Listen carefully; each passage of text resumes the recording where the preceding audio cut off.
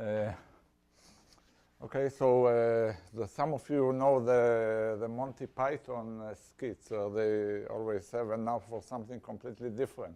I'm sure this is a talk that is different than the usual one given in these seminars, because somehow the random matrices are what's easy, and we are looking for explicit matrices which have properties of random ones. So I want to explain this, and I'll start to set up some notation. So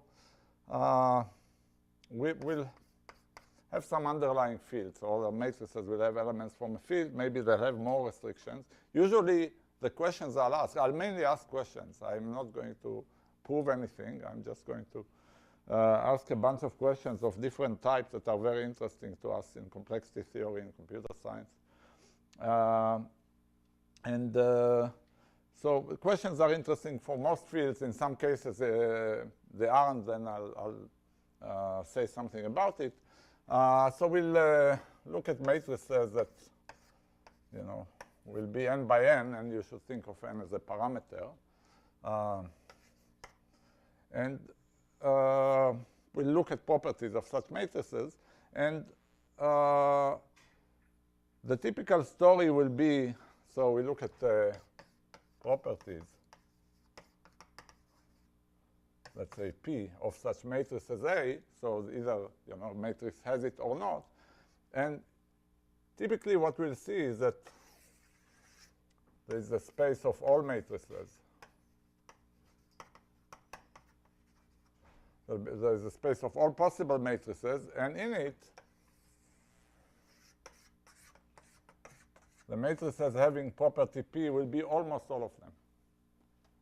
And what we'll ask typically is, two questions. We'll talk mainly about the first. Find A in P. So I have to explain what it means, because you can randomly sample one and you have one. So that's, and the second is certify.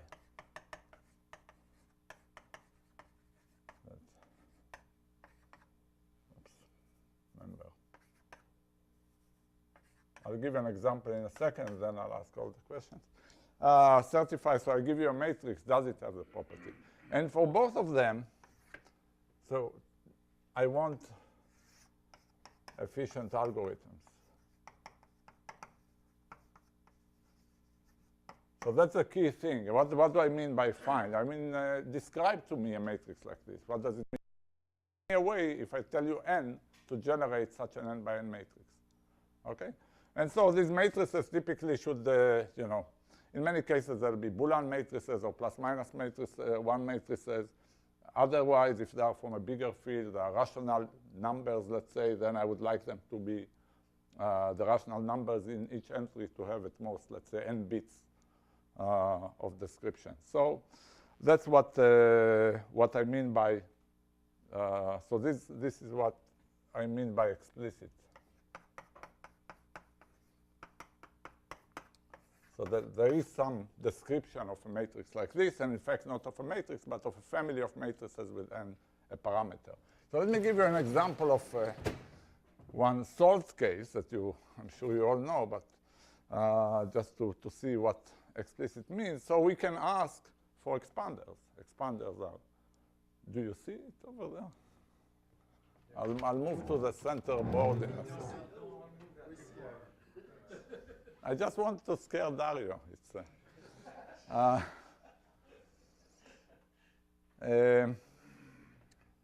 so what are expanders? Let's say we want n vertex deregular graph.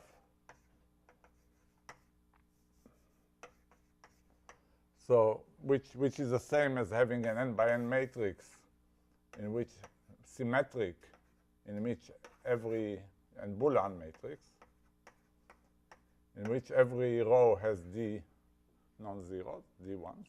Okay, so that's what a description of such a graph would be. And what would you want, for example? Let's call it G. and this may be the adjacency matrix of the graph. What do you want? What's an expander? For example, one way to define it, you want that the first eigenvalue of the Laplacian of the graph is bounded away from 0, let's say bigger than 1 over 100. You want a spectral gap.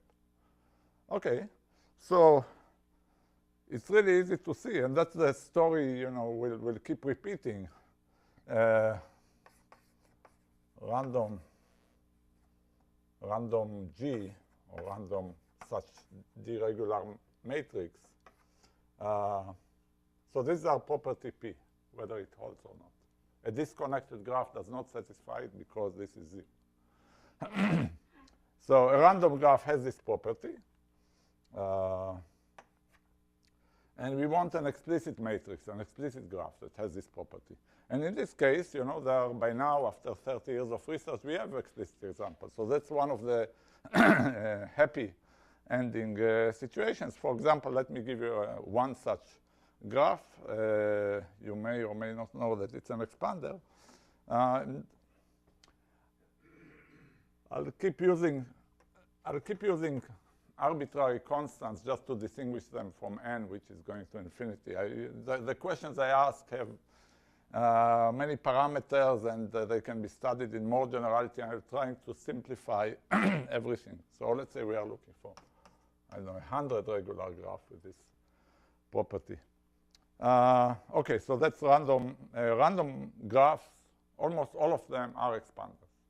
So you want explicit ones, and we have explicit ones. For example, you can take the following graph. For every p, you can look at the elements of z mod p, 0, 1, 2, up to p minus 1, and then build a graph, which is a cycle. And except for the cycle, you connect a vertex x to x inverse modulo p. If you're worried that 0 doesn't have a vertex, you can add a self-loop. So what will be the matrix? So in every x, we'll connect it to x minus 1, to x plus 1. So there'll be 1s here. It's just 3 regular in x plus 1, x minus 1, and x inverse. Okay, so clearly this is efficiently computable. You just have to know what p is. In this case, n will equal p. And you can do this arithmetic calculation, so you can build this matrix efficiently. So that's the fact that this is an expander is a result of Lubotsky, Phillips, and Sarnak. But it follows easily from the fact that SL2P are expander graphs. Okay. I didn't say in the beginning, please stop me if anything is not clear. I'm not in a hurry. Let me ask you a general philosophical question. If you have expanders, you get expanders just randomly. Why do you want them? I mean, why don't you just put in random entries? This is a great question. So the whole question is, why am I giving this talk? Like, who cares? It's a great question. And it has many answers. It has many answers. I claim that on philosophical grounds, you should be searching for objects that you can describe. And in many applications, you do need to describe them, to build them, actually. And the other thing is that you also need to certify that the graphs have or that the matrices have this property. Now, in the case of expanders, it's easy to compute eigenvalues, so you can do that. But it turns out that even for expanders, but other definitions, not this is spectral expansion. You can define vertex expansion. We don't know how to test it. Usually, if you have an explicit, so we have a counting argument saying most matrices are good, and then we cannot certify it. Okay, so that's the second question. Let me just say that the third question is still on these philosophical grounds. Maybe I'll get to it. So I have lots of examples, but one of the sources of such questions is in eliminating randomness from probabilistic algorithms. You would like explicit values for these random bits that would give you the correct result. And so randomness is a resource. And like time and space, we try to minimize it or eliminate it in the case of randomness. So that's another reason. Now, it turns out that this quest has led to amazing things. Just the search for explicit and efficient construction led to amazing things that are mathematically interesting independently, like the story of expanders. Everybody knew from the 70s that random matrices are expanders, but nevertheless, amazing math developed. Yeah.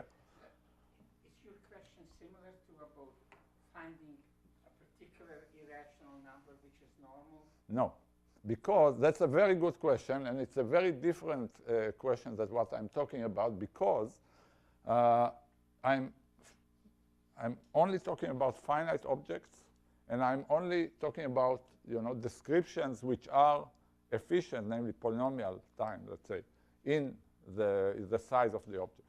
Okay, it is an interesting question about finding a normal number, but it's a different question because there's no efficient. There's no. Well, you have to define some notion of efficiency. But I want to point out, still on the philosophical scale, something really peculiar here, that we are searching for objects in a world where almost every object we pick has this value. So I have a friend, Howard Karloff, who likes to call it searching for hay in a haystack. you have this haystack, and you are trying to find one strand of hay, and you keep picking needles. At least. Okay. So good. So so I have maybe a list a few things, and I probably will get to. So I want to talk about a few subjects, so linear complexity. I think the story is you're usually picking hay. You can only prove that it's Yeah, so you would like to prove that it's hay, yeah, in this story. I want to talk about matrix rigidity. I want to talk about Ramsey and extractors. Compressed sensing.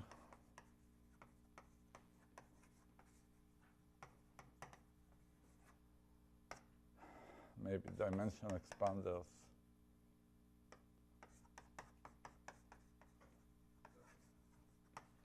And I have other.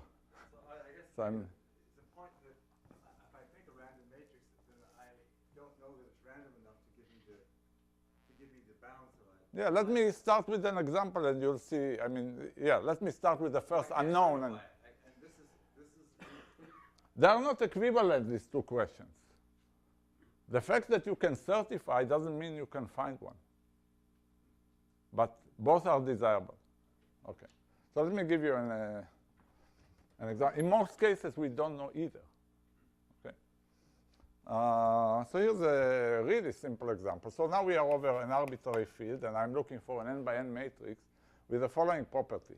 So you know that if we are given A, we can transform it to a diagonal matrix using row operations, right? Okay. You just start doing row operations, and well, let's assume it's non-singular. Okay, so we can diagonalize it in using row operations. And the question is, if it's n by n, how many operations does it take?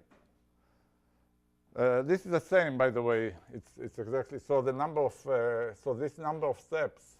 So we care about the number of steps here, number of row operations, and the number of steps is t exactly if A can be written as a product ei1, ei2, eit, where each ei is just an elementary matrix, right? So these are operations. So it's asking about the number of steps is asking about the diameter in the Cayley graph over matrices spanned over this set of generators. Okay, so what do we know? So for random A, And when I say random, sometimes over the real field, it's not clear what random. So I mean all but measure 0. So random, I mean almost all in whatever sense you want. For random A, and it doesn't matter what the field is. So let me call this number of steps G of A for Gauss, the Gauss complexity, the minimal number of steps you need to, of operations you need to diagonalize the matrix. For random A, it's very easy to see that you need roughly the number of entries of A. In large fields, it's n squared. Over the binary field, it's a little smaller. So, but for every field, it's huge. It's quadratic. Okay? And the question is, find a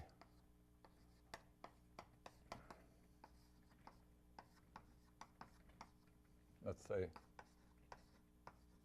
we don't know. We don't know any explicit matrix which requires this. We have, we can conjecture any matrix you want. You can think of Fourier matrix or projective plane matrix or whatever. We have no means of finding such a matrix. We have no means of certifying that the matrix has this property. It's a great, that's of course. Yeah, but you need to describe which elementary matrices you are. You have to. I mean, you could do that, but you have to prove that there is no shorter way to do it, right? I can take n squared elementary matrices. Yeah. So this is the minimum. Yeah, you're asking about the cheapest way of eliminating it. So this question is clear. A random one has this, there's a big gap here, and we cannot do. So n is trivial, matrix which require, like a fully triangular matrix requires n steps, but n squared steps, 10n or 100n steps, we have no idea. What do you want in the family of matrices for Yeah. arbitrary n? Yeah, let's say the Fourier transform matrices, or the Hadamard matrices, or for all n, or for all n's for which they exist. That's yeah.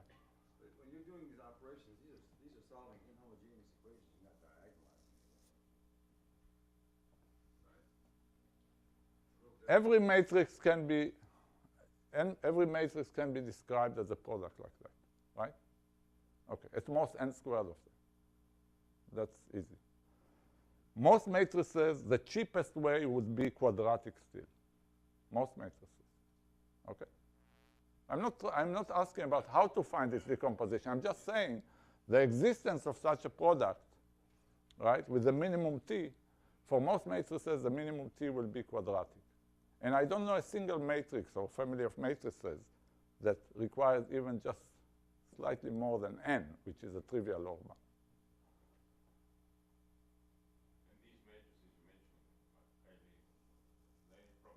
Probably almost every matrix you take is a good candidate. Yeah. Okay, so the question is clear. This will imply circuit lower bounds. It's probably hard, but I don't know why. I mean, it's such an elementary question. Okay, so let me give you another. We know that for random matrix, when this GA bigger than n squared divided by log n violated, it's very small probability. Yeah, we know. But I mean, let's say if you are, it's the most trivial union bound you do over the field of two elements. You get this just by a counting argument over the rationals, the reals. Only measure 0 will have less than n squared over 2. That's a simple. There it's a dimension argument. It's really simple. I'm not going to do, but it's really, these are exercises. I'll tell you when such a thing is not an exercise, the random case. But in most cases, I'll talk about it. It's an exercise. More questions. I want to make sure that this, okay. Okay, rigidity. So this was Gauss complexity. Now I want to talk about rigidity.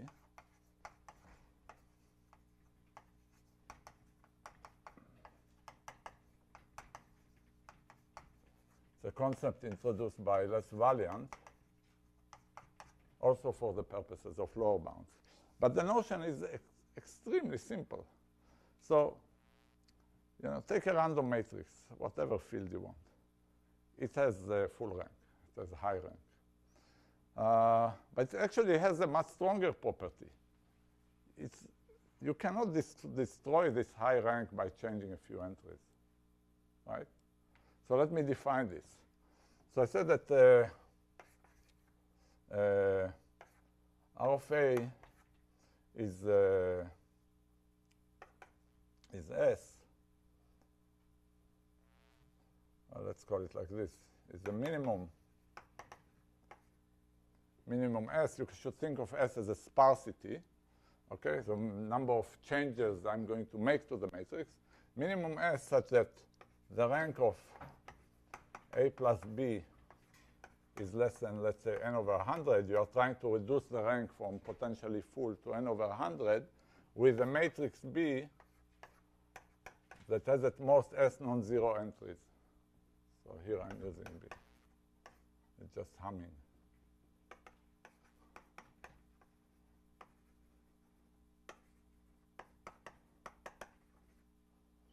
Okay, so you're trying to reduce the rank by changing a few entries of the matrix. You are allowed to change them in an arbitrary way.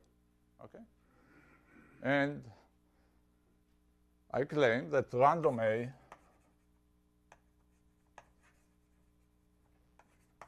matrices A, to reduce the rank below n over 100, you need to change, let's say, half the entries. I mean, there is no way around it. Random A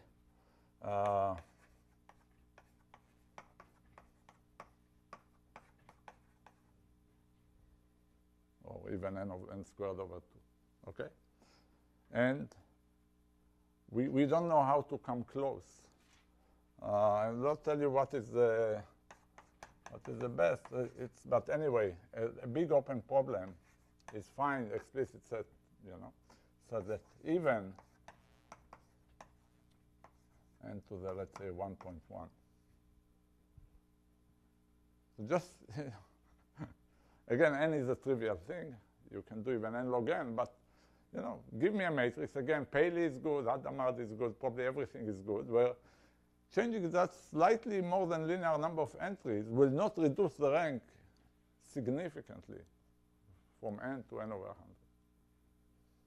We don't know, okay? So that's Again, what does this imply in terms of complexity? okay. If you have such matrices, what Valiant showed is that it will give a weak lower bound, but even this kind of weak lower bounds we don't have. What it will imply is that the same matrix A cannot view it as a linear transformation. You are trying to compute A times X, where X is an input. This computation will necessarily require either more than linear number of gates or more than logarithmic depth.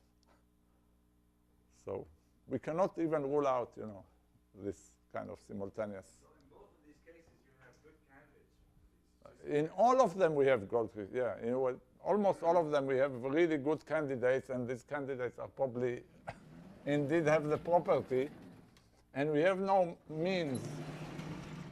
So this goes back to the certification problem to assert it. So I should say that, one of the reasons for success with expanders is the spectral techniques work, right? And in all these problems, spectral techniques, which I know you all love, are sort of at a loss to prove what we want. Okay, more questions. Okay, so I want to talk about this Ramsey and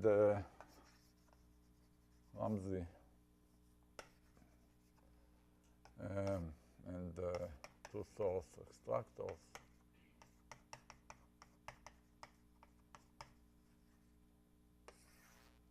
So there's a general philosophy that comes under the heading of Ramsey theory that any system, if it's large enough, cannot be completely disordered, cannot be completely chaotic. There must be always a small but not non-trivial part of it which is extremely homogeneous, extremely structured. This has many interpretations. So there are many theorems that I'm sure you know that have this flavor. For example, every dense subset of the integers contains an arithmetic progression, At least this structure has to be there. And more relevant to us, these are Ramsey graphs. And there is the following statement. So let me talk about matrices. Okay, it's n by n. This Ramsey theorem. Well, quantitative, I guess it's Erdős and Szekeres, but anyway, you may have known it. So I'm going to talk only about matrices that have entries plus and minus ones. Okay. So every matrix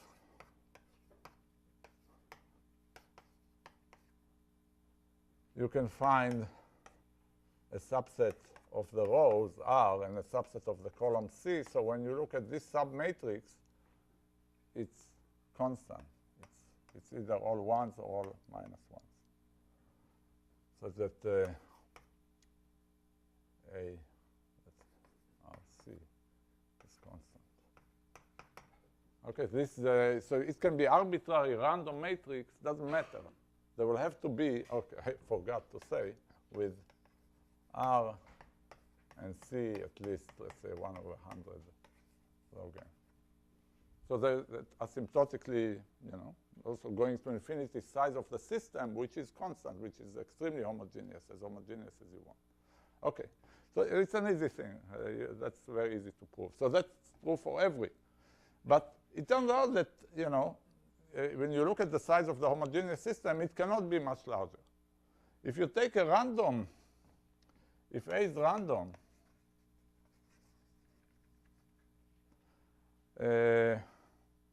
then, let me say that A is S Ramsey. If no S by S submatrix is constant. Okay? And a random matrix A is S Ramsey already for S greater than, let's say, 10 log n. So this is more or less optimal, this result. A random matrix, you look at any 10 log n by 10 log n submatrix, you'll see they're both ones and minus ones. Okay? And you can ask for a stronger property. So this is S Ramsey, and let me talk about A is an S extractor. I'm not going to explain where this comes from, but it's an extremely important concept in the randomization theory. It has maybe as many applications as expander graphs do. So I mean, huge number of applications. An extractor says that we look for something stronger than Ramsey. Ramsey just says that no small or no large enough rectangle is constant. Extractor says, in fact, the discrepancy should be very small. So the ones and minus ones should be roughly balanced. Okay? So it's an extractor if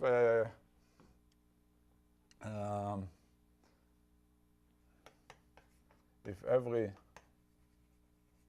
S by S submatrix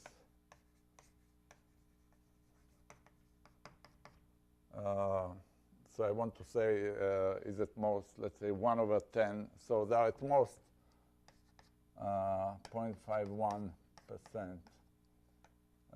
ones and also minus ones. Okay, so that's roughly the same number of ones and minus ones in this submatrix. And in fact, you can, what's written here is true also for maybe I should put here 100. So a random A is an S extractor for, okay? So so here we said that we want to make sure that this doesn't happen for any S by S submatrix. So what doesn't happen here is that all the entries are the same. But in fact, if you think about a random matrix, plus minus 1 matrix, you look at a small window like this, you expect that it will actually be, ones and minus ones will still be randomly distributed there if it's not too small. Okay, so that's what it says. It says most 51% of ones and most 51% of, right? Okay. So this is for the random case, and of course, the obvious question is find, let's say, find a which is an S extractor for. So I should say it is easy. In fact, the Hadamard matrix would be perfect for this. So it's easy.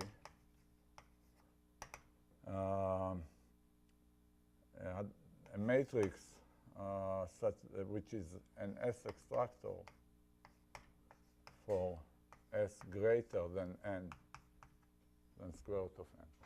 Take the Hadamard matrix and it's just the spectral, so that's easy. And that half comes from the, that's Cauchy-Schwarz, and then below that you die. So what is interesting here is find A, which is S extractor for, let's say, S to the 0.1 and to the epsilon. Again, it's conjectured that the Paley matrix is like this. Okay, so we don't know this. I should point out here that it's not easy, but it's a result of Bourgain. So you can do it for S equal n to the 0.499. It's not that difficult once you know the sum product theorem. Anyway, it's non-trivial. What? It's too complicated to describe. I mean, it's not really complicated. You have some, yeah. It's very, yeah, no. Whenever I say find, I mean explicit. Yeah, it's completely explicit. So this is open. The question for Ramsey was recently, at least, well, I should say, I can say solved if I put n to the 0.1 there or n to the epsilon. So we know this is a paper of Barak,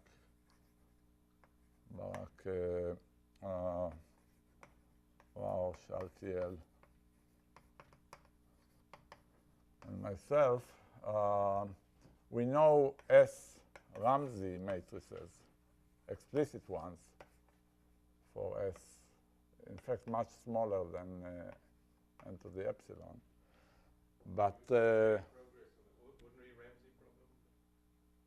it implies the ordinary Ramsey problem is an easier problem than this one because it's symmetric matrices and you look at only at symmetric blocks. Yeah. So this is a harder problem. It's bipartite. So in that language, what did you, so you gave a explicit? It's an explicit, although not as explicit as you might like, because the description is quite complex. It's not like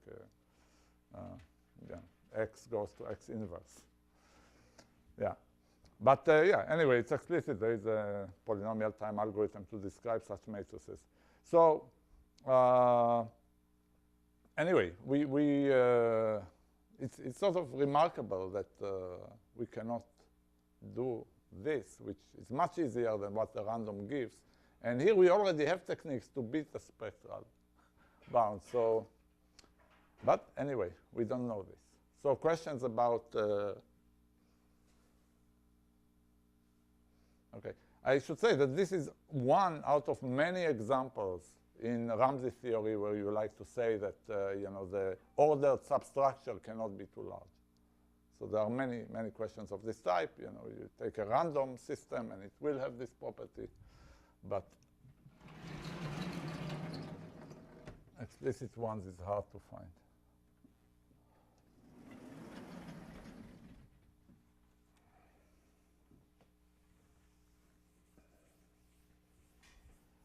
So I want to move to something more continuous.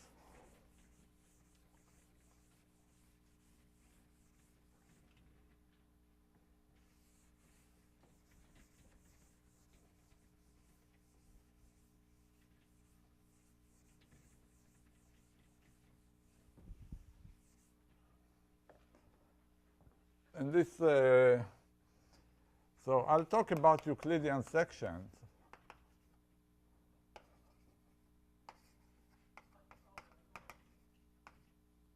Sorry? I'll talk about Euclidean sections, but you should think, and I can mention the connection to compressed sensing and RIP matrices, restricted isometry property, and so on, the things that you may have heard, you may have heard about all of them. I'll describe one concrete problem, and it's related to all these others, and the same questions arise there also. Okay, so what's the problem of Euclidean sections? We have Cauchy-Schwarz inequality, which says that we take, so we are, now I'm going to be in Rn. Okay, so the field is R. I'm just talking about Euclidean spaces. So if we take the L1 norm of a vector x, we know that it's always at most square root n, the L2 norm. Right, so this is true for every x. And suppose we want the reverse inequality. We want that it will be roughly tight. So we want that this will be at most, let's say, 100.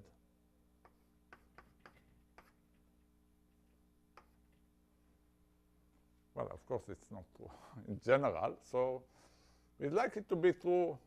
You know, it's not true where, of course, let's say x is a unit vector. It's not true, right? It's true when the L2 mass is spread in the coordinates, right? It's spread in the. So, you know, we'd like it to be true for a large part of the space. So that's a Euclidean section. We'd like it to be true for every x in some subspace x of Rn. And we like this subspace to have large dimension. So we can write it, let's say it's the kernel of some matrix A, and here is the A we were talking about. With the A, let's say it's n over 2 by n. So it's a kernel of a matrix n over 2 by n, so it's a subspace of dimension n over 2, at least. We'd like it to be the case. Is it possible? Well, this is a non-trivial theorem, but you know, it's a theorem of Gaussian.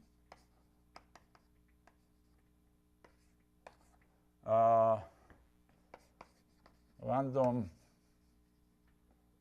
A works. And in fact, it's a strong theorem, not just a random. What do I mean by random? So here you can take Gaussian entries. You know, just pick A to have Gaussian entries, and or actually random or Bernoulli also works. So pick plus minus 1 values it for A. Look at the kernel. It will be a Euclidean section. It will satisfy this. Okay.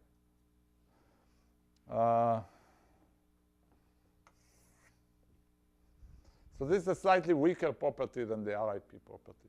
But anyway, I won't define. Restricted isometry property. Restricted isometry. I can define, but there is no. Okay, so again, this property, so a section of Euclidean space in which all the, you know, in which the L1 and L2 norm behave exactly the same up to a constant, you can be of huge dimension, linear dimension. So what do we want? We want, obviously, so find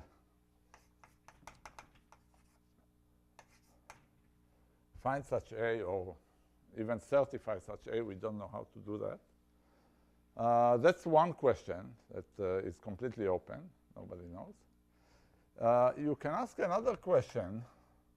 Here, sparsity is really interesting. I'll give the analogy in a second. But sparsity is interesting. Even existence of A, I mean, it's a question.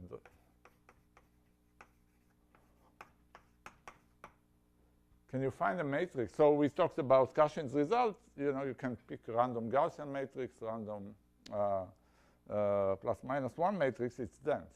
Okay. Can you make A have many zero entries? Exactly. So how sparse? So we know there is a result. I think the best result known is the result of Lee Guruswamy and mine.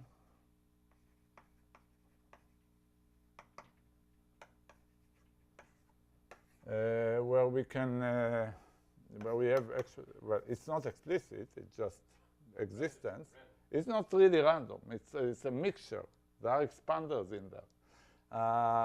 But we can get A, remember that A is the number of non-zeros, n to the 1 plus epsilon. This epsilon will affect the 100, yeah.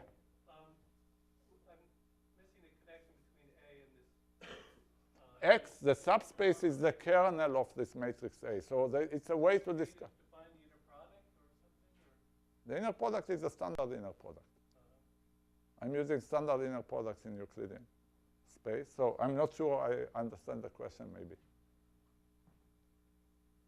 Well, I mean, all subspaces of the same dimension look exactly the same. So They don't look exactly the same from this perspective. This is basis dependent. Notice. So take the unit vector 1, 0, 0, 0, 0. It does not satisfy this inequality. So it's not true. I mean, of course, all subspace of a given dimension looks the same under linear transformations, but this property is not invariant under linear transformations. So it's not for all x, it's just for It's for all x in X. It's for all x in this subspace. So inner product is the one using Euclidean. The length. it's just the length, yeah. It's length of vectors. I didn't change anything. I just don't look at the whole Rn. I just look at the subspace of Rn, but lengths remain length. So It's not a universal length. yeah. So I can just say, you know, just that x1 is the sum of xi and x. You don't need to define any, you know.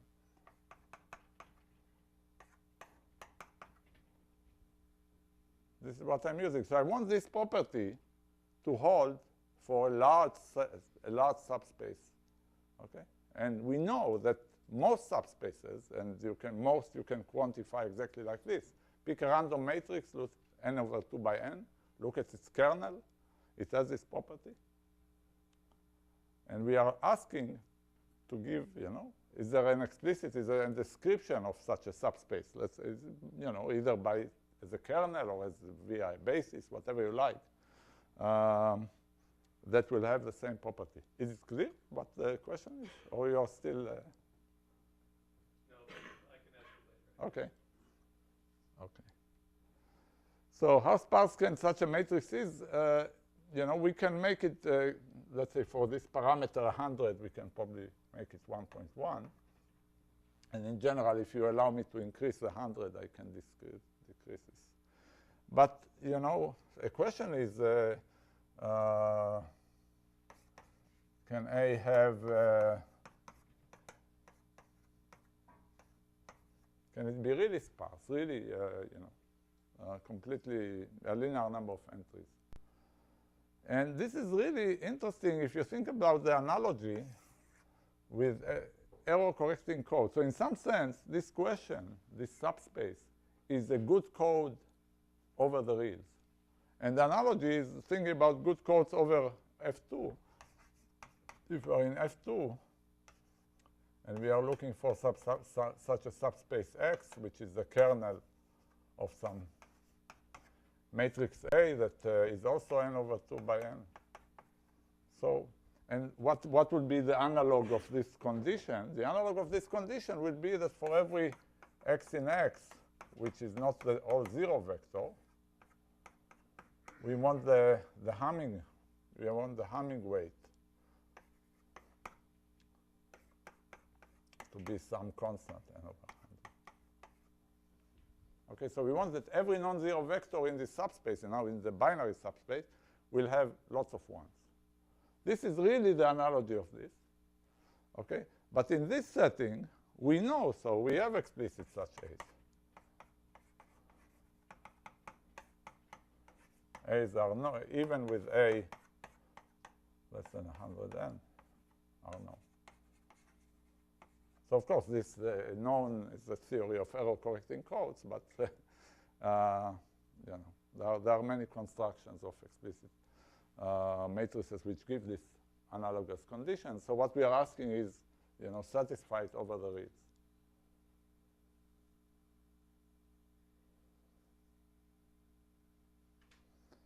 So you mean that if I can choose A random, then this is... Yeah, that's what Gaussian proved. If you choose A random, it works. In the sparse case. No. In the sparse case, we don't even know existence. So this is an extra question in this setting. Yeah. Here, that's a random. Very good, thank you. I finally asked a random. Well, it's not clear that the random is the way to do it. I don't know how to do random. Yeah, I don't know how to do it randomly below quadratic. But the random case is still open. The random case, the existence case is open. Forget random, even the existence, whether there exist such sparse matrices whose kernel is a good Euclidean section. So you say Gaussian is a theorem rather than an exercise. Gaussian is a theorem, so that's a good point. So this is non-trivial. It's not a union bound. It's not a union bound. Yeah, but you need the net and these arguments that functional analysts like. Okay, so shall I do another? Yeah. So for F2, if you change the regime again, we don't know, right? If you ask for a slightly stronger statement, the weight has to be getting the Gilbert-Bachelard. Okay, yeah. But I want to, So there are final questions, like in all this, everything. How do you define the analogy being this one? Well, I just did. Oh, you mean to get the optimal relation between this fraction and this fraction? I don't want to get into this. I mean, it's interesting, of course. Yeah. They're not explicit. They're not Yeah, you mean that in the explicit constructions, maybe this is 1,000. Yeah, if you change the constant. Yeah. No, I just mean. Yeah, that's why I said in the beginning, I'm throwing in constants. There are constants you can put that work. Maybe here it's n over 1,000 if you want explicit. Random would be n over 10. Sparse. This is true. I think even this is true. But that's not the point. The point is that we have extremely sparse matrices in the Boolean case, which give us this analogous property, and the question is whether they exist for the reals and whether we can generate them explicitly. But even dense ones we cannot generate explicitly. So shall I do another one? Or you are tired of... Excuse me?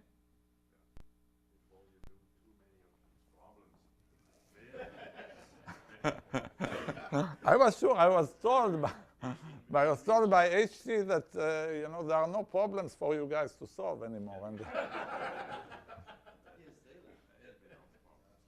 Anyway, in what kind of explicit context do these questions come up? Yeah. Okay. So I didn't give much motivation.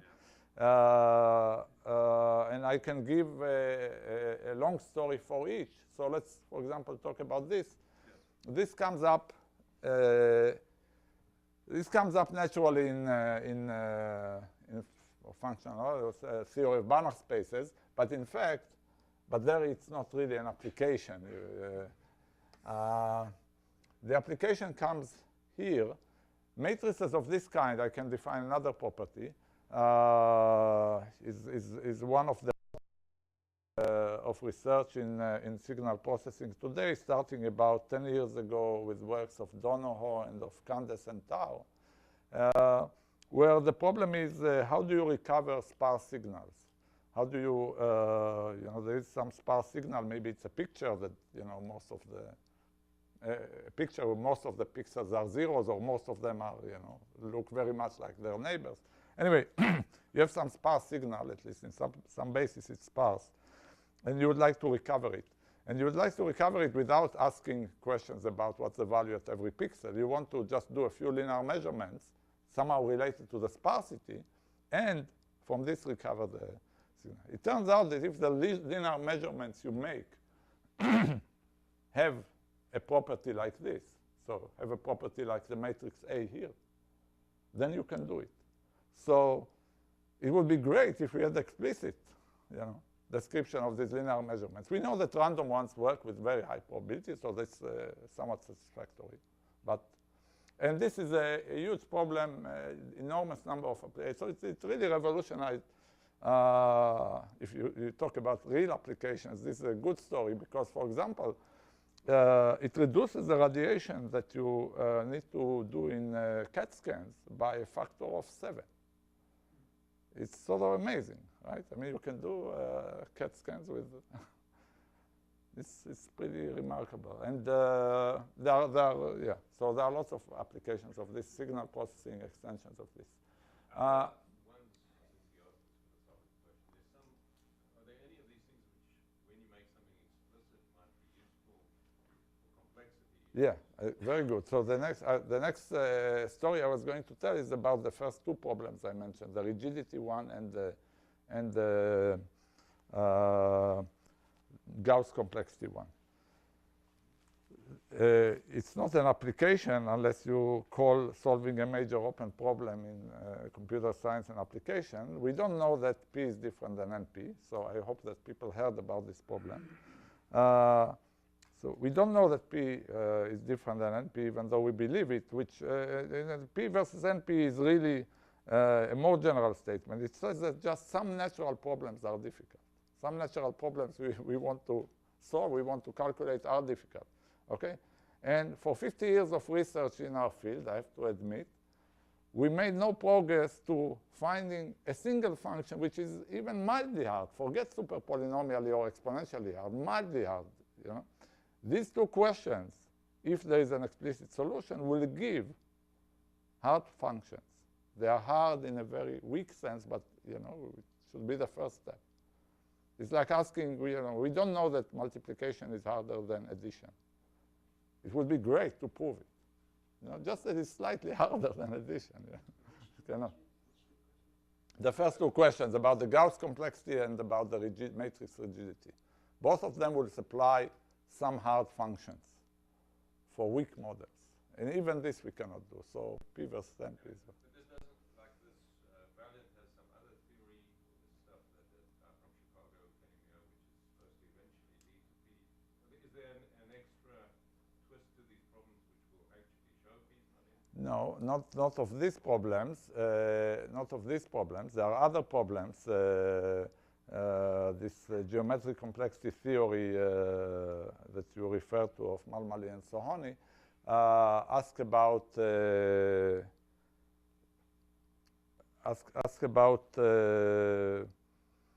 let me put it like this.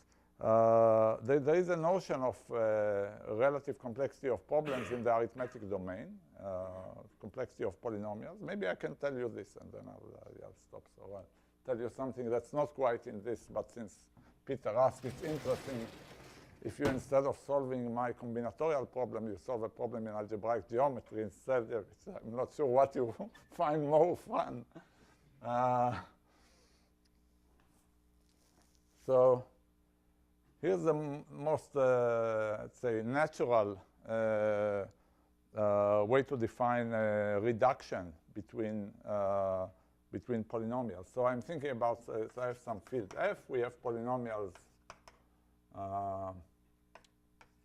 Fg. Let's say F is the polynomial in n variables, and G is the polynomial in maybe m variables. Okay, I want to say that you know, F is easier to compute than G. I want to define some partial order among polynomials so that you know, they are just which is a complexity one. So I want to say that if somebody provided me with a fast method to solve G, then I can quickly solve F also. Not much. Sorry, no, evaluate it. Yeah. So what is the notion? It's just a linear projection. So we say this: if there exist linear functionals, A1, A2, AM, so linear functionals, such that F on x1 up to xn equals G of A1 of x, A2 of x, An of x. Okay, so it's a linear projection. It's just a linear projection. Okay. Clearly, if I had such a linear projection, I would apply it. I use my algorithm for G, and I get F. Okay, and now the question is the following variance question, and this geometric complexity theory attack on the P versus NP problem is the following. Which polynomials should we consider? Well, Valiant showed that in some sense the determinant captures P and the permanent captures NP. I'm not explaining what it is, but you want to separate P and NP in some sense. You really have to relate permanent and determinant in this sense. So the main question is whether the permanent, everybody knows what the permanent is, like determinant without the sign. Permanent of n by n matrices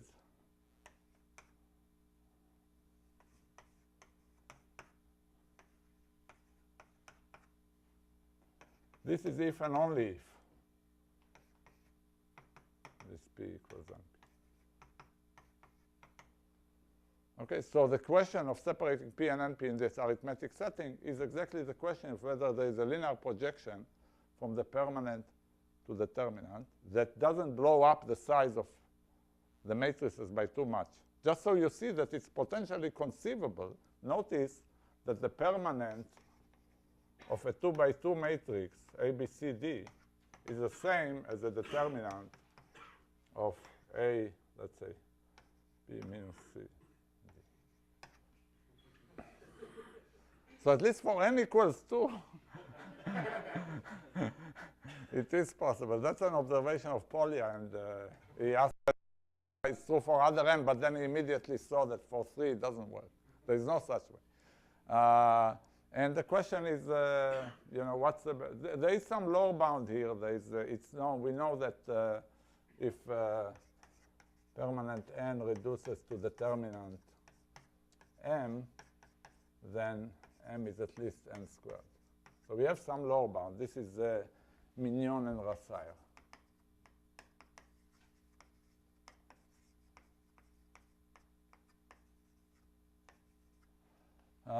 But anyway, we don't know about this. The geometric complexity theory is one particular approach to prove that this doesn't help, using representation theory and algebraic geometry.